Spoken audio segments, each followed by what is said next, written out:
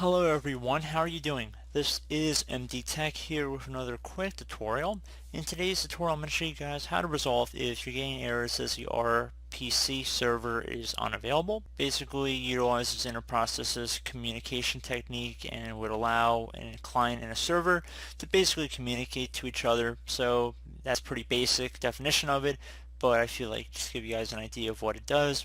So we're going to go about hopefully solving it for you guys without too much of a hassle. And we're going to start that by opening up the start menu. Just left click on the start button one time. Type in services.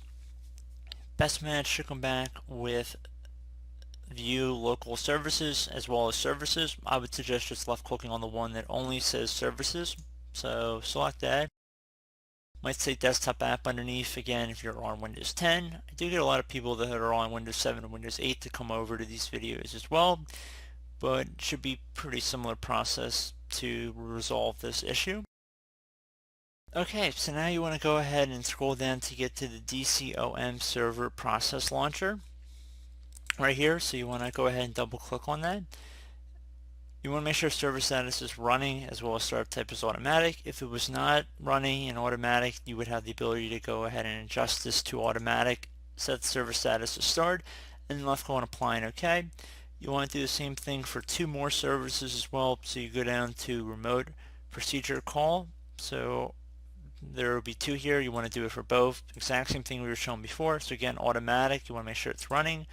And you want to do the same thing for the one underneath. So startup type, set that to automatic. Server status is stopped. Left click on start.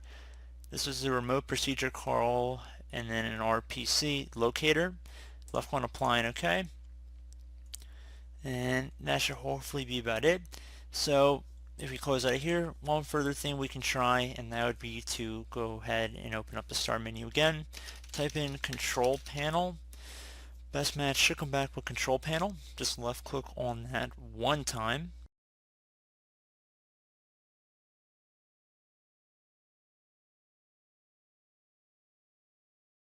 So you want to see your view by to category view up here.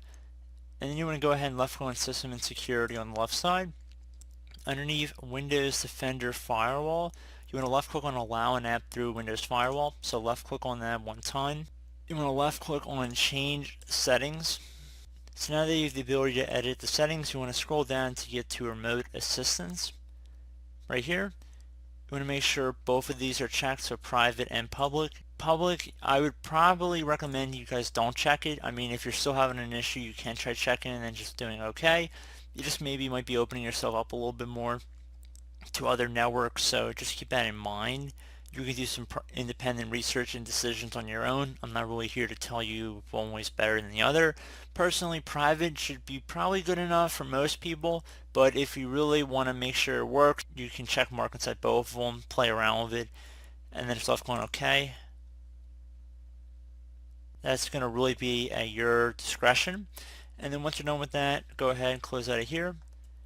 Another thing you can go ahead and try if you're having further issues after restarting your computer would be to open the start menu, type in msconfig. Best match should come back with msconfig. You want to left click on that one time.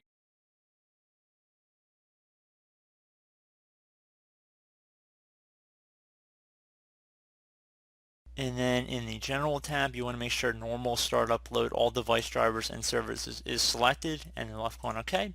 Again, that's just more of a double check there, but you know what, that could also be a cause for some of the issue. And that should hopefully be about it. So I do hope this brief tutorial was able to help you guys out, and as always, thank you for watching, and I do look forward to catching you all in the next tutorial. Goodbye.